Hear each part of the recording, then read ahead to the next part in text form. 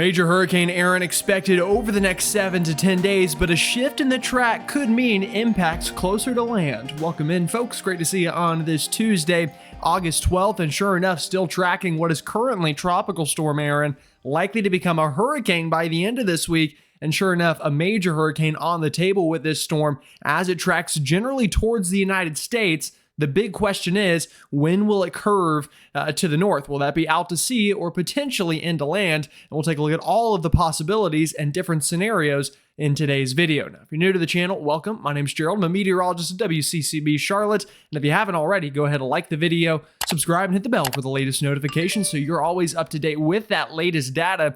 And trust me, I'm always going to give you all of the possibilities and all the options. I'm going to be completely transparent with you in the data and kind of what I'm seeing in it. It's always one of my big goals of this channel. With that said, let's go ahead and dive right on into things and start taking a look at some of that data. Here next to me, this is the latest run of our European AI computer model, and you can see the general path of the storm staying relatively weak over the next couple of days, but once it gets into the southwest Atlantic, kind of exploding in size and intensity and riding up not far from the East Coast here on this model run, and that's a very likely outcome, I think, is what you see here. It's not the only possibility, but right now, I think this is the most likely scenario is what you see on this model. Now, obviously, with this being a named storm, we do officially have a track, and the National Hurricane Center track has shifted a bit south from yesterday. In fact, now we do have some land in the cone from the British Virgin Islands over to Puerto Rico, over here to a lot of these other islands here on the north side. You can see them here from the Virgin Islands all the way back down just north of Antigua and Barbuda,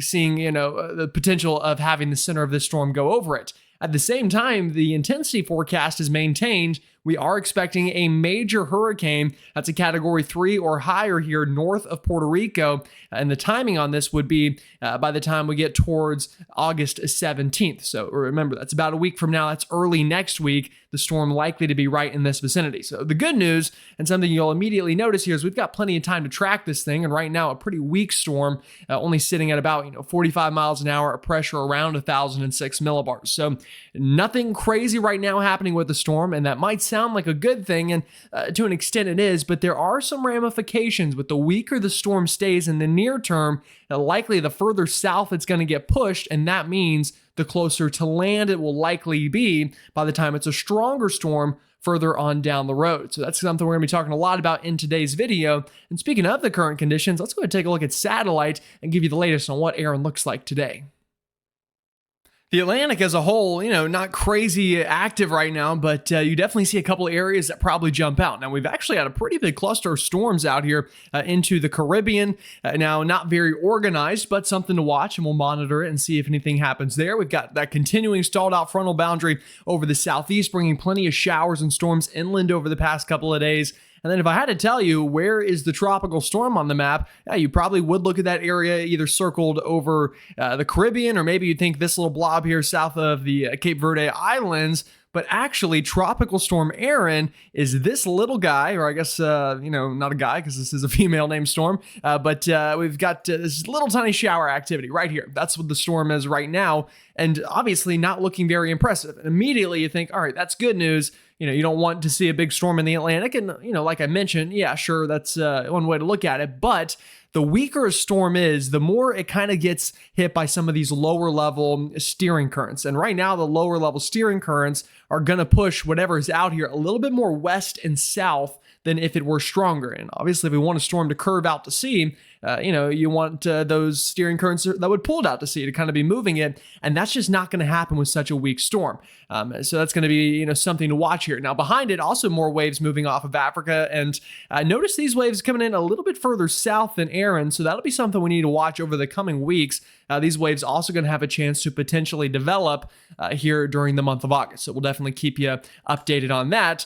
Now, the days ahead for Aaron, honestly, I do not expect much intensification over the next 5 days or so. Or we'll say at least the next 3. How about that? Now, the storm is going to be moving into warmer ocean temperatures, but you see all of these very kind of dark red and even brown and orangish colors. That's a lot of very dry air out in front of the storm. And I'll remind you, this is the storm, that little area in pink here. That's the tropical storm right now, and it is working in a direction that is right into some of the driest air in the Atlantic. So, like we've been mentioning, that could continue to keep the storm weak in the near to medium term. which could help it to continue to drift a little bit further south and west than some of the models indicate. And obviously, that'll be something that will have big ramifications on down the road for places like Puerto Rico, the Virgin Islands, and then potentially even the Bahamas in the United States. And then Bermuda definitely as well. We're going to need to keep tabs on this one as it continues on that westward journey. Like I said, though, it is moving into warmer sea surface temperatures, so let's go ahead and take a look at some of that and tell you how that could help the storm maybe gain some organization in the medium to long term.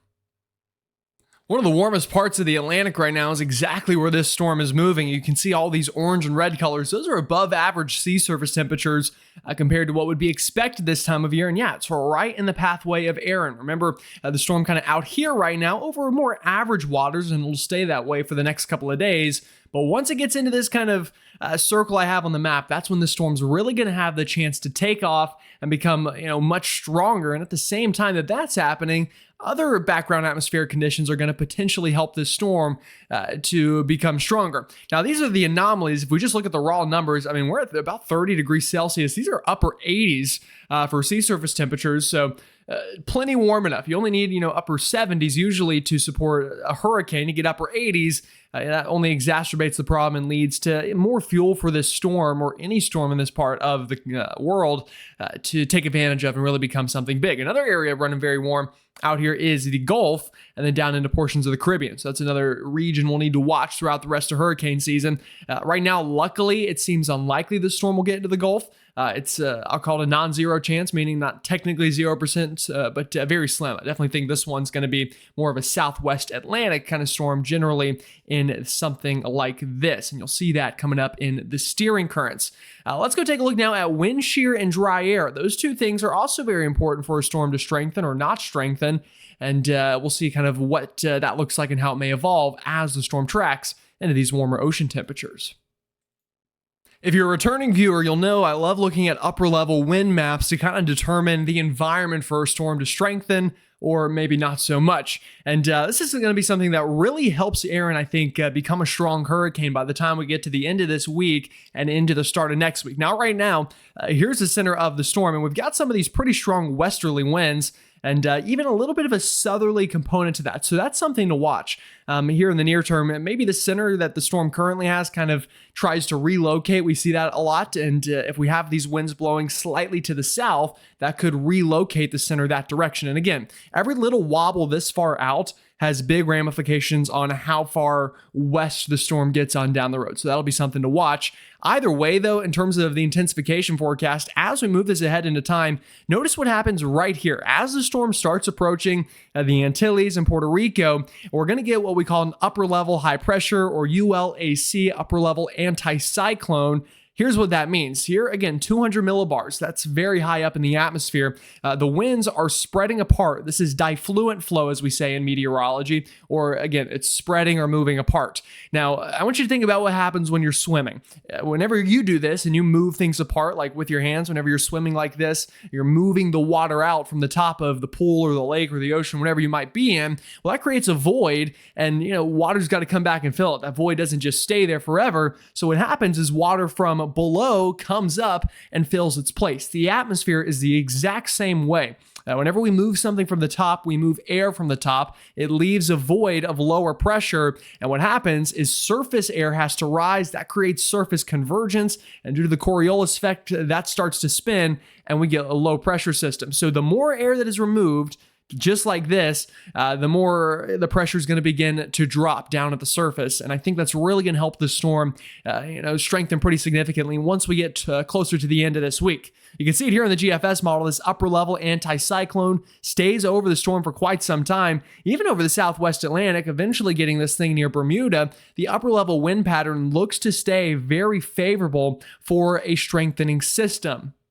Now, the dry air story is a little bit different, at least here in the near and medium term. Like I said, this thing's got to plow right through some of the driest air in the Atlantic. So I think that keeps it, we'll call it steady, pretty close to what it's at right now through at least probably Thursday. Then maybe by Friday, it hits that upper level wind pattern that becomes more favorable. That with the warm sea surface temperatures, it might be able to overcome some of the dry air, but I still don't really think it fully overcomes it till right around here. This is by the start of next week. It finally hits a pocket of higher end moisture. This has been pretty consistent upon our models, and they're thinking here not far from the Bahamas, north of Puerto Rico, north of Hispaniola. That's whenever you've got the upper level anticyclone that's creating that upper level spreading of winds, like I mentioned. You've got the very warm sea surface temperatures we just talked about, and then a pocket of higher end moisture also starting to work in tandem with the storm. So I think the end of this weekend to the start of next week is when this thing could really take a life of its own and hit that major hurricane status. And I mean, there's a world this thing gets above a Cat 3. I could definitely see that right now. I think Cat 3 is the safest bet. I agree with the NHC outlook on that. But you could see we're going to have a strong storm, not far from the United States, not far from the Bahamas, which then leads to the question, well, where's it going? Is it going to one of these places, or is it going to start to kind of curve, and could it be more of a Bermuda concern? Well, let's take a look at the upper level wind pattern and try to answer that. The upper level pattern is a bit of a tricky one, but also kind of not so at the same point. We've got a pretty straightforward pathway for this thing out to sea. Now, the tricks come in the fact that will the storm take that pretty simple path? Like I've been talking about, the stronger the storm is, the sooner in time, the further north it's going to go. And we've got, like I said, a pretty cut and clean pattern. We've got these two areas of ridges, areas of high pressure, and flow around that. This is in the mid levels of the atmosphere. This is what would be steering a storm of any sort of significant strength, at least, is kind of in this clockwise manner. So you can kind of see, what's happening here. Now, see how they're not completely connected? There's a bit of a gap between the two. That's the pathway out. That's where the storm could potentially pull north and kind of, escape between the two and then go out to sea. The question is, will it do it? Well, like I said, here's where the storm is projected to be on the European ensembles here, at least by the time we get to about Thursday. If the storm is strong and further north, then it's closer to this exit ramp right here. And I'll keep the exit ramp circled. This is the ramp, okay? If the storm is strong and far north, it's automatically closer to that and has an easier pathway out. If the storm's a little weaker and tracking a little bit further south, then it's not as cut and clear of an easy path out to sea.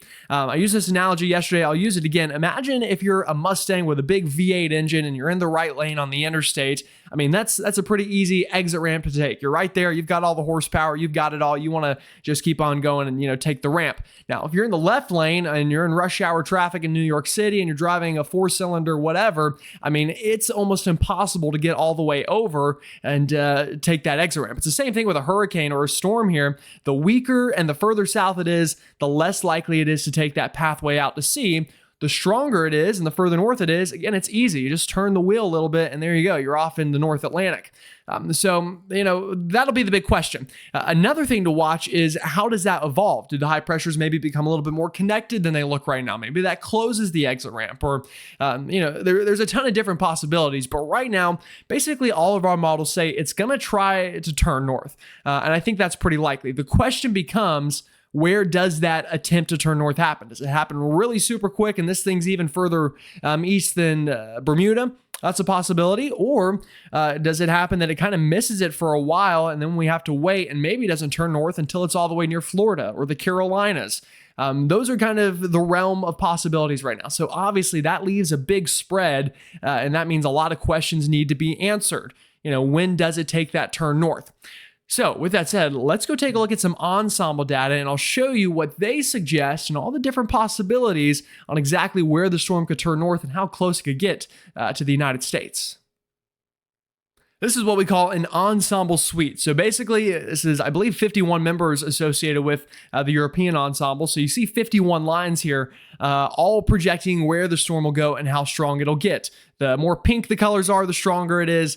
And then obviously the line suggests where it would be. Now, you've got 51 members here, and they all bring a different answer on what they think will happen. Right now, again, like I said, that spread is anywhere from, east of Bermuda to a couple of them even making landfall up into the Carolinas or getting very close. Now, what you immediately notice is there's two very big clusters. I'll go ahead and circle them now. One of those clusters is basically right over Bermuda. Another cluster is dangerously close to the North Carolina Outer Banks. And I kind of think that that's how this is going to end up. This is probably going to be something that is pretty safe away from the United States, but too close for comfort to Bermuda.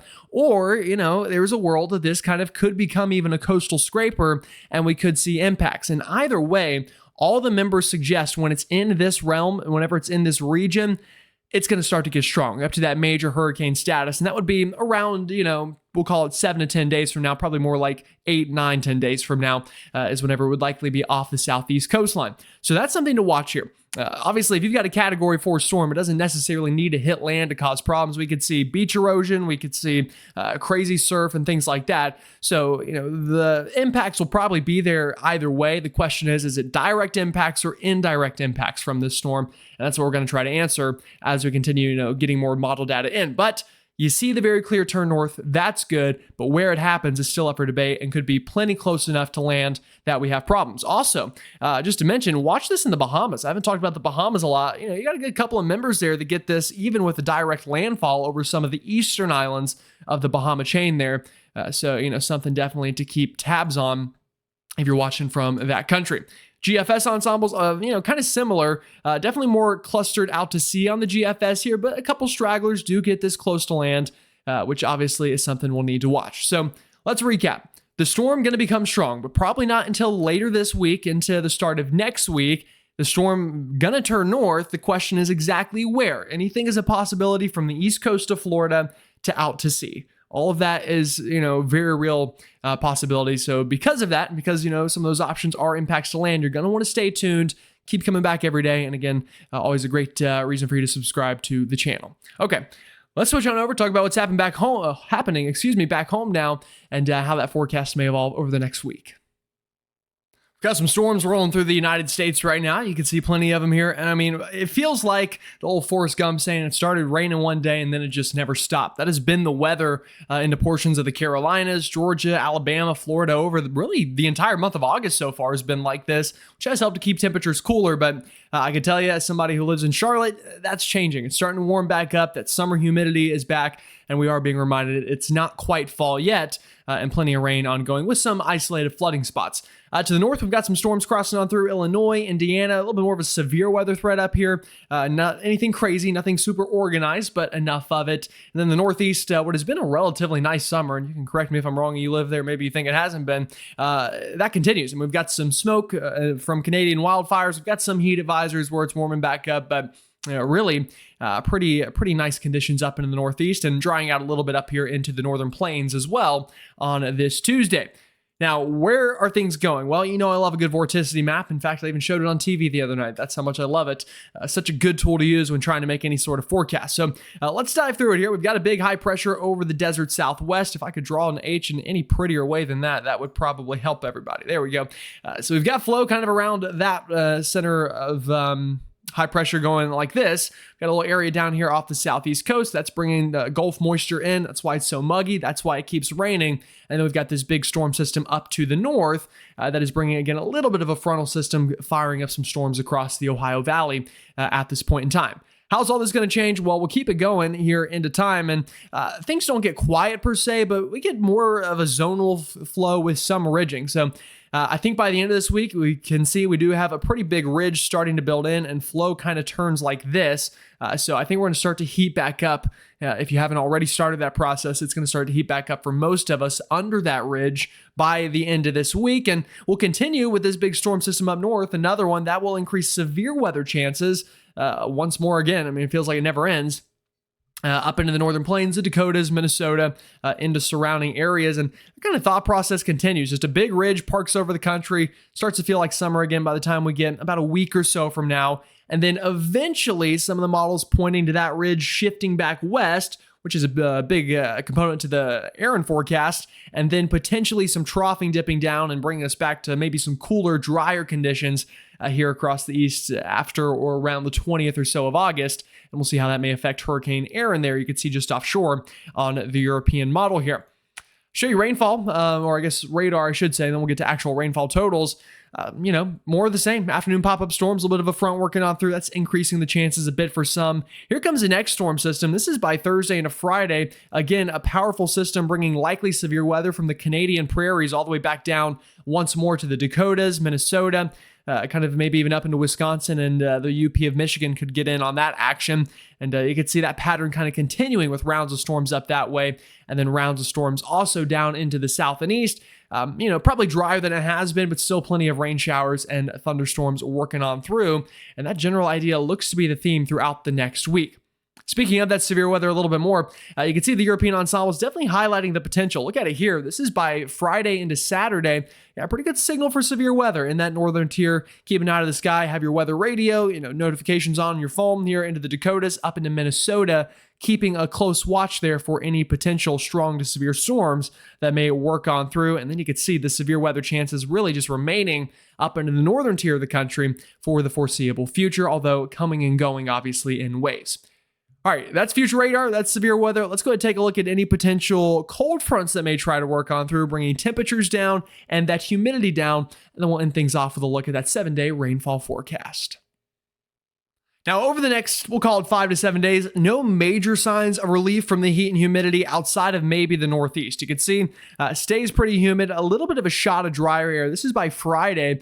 So once again, the interior portions of the Northeast, Maine, Vermont, New Hampshire, down into New York, Pennsylvania, areas, like I said, into the interior, going to get some shots of drier air, and that's not uncommon this time of the year. Again, we're starting to think about fall at least. Not there yet, but we're thinking about it. So some signs of changing seasons. Now, once we get closer to the 20th, like I mentioned, there are signs on some of the models that may be something a little more potent in terms of a front with some drier air. You could see drier air getting even further south, closer to the Ohio Valley.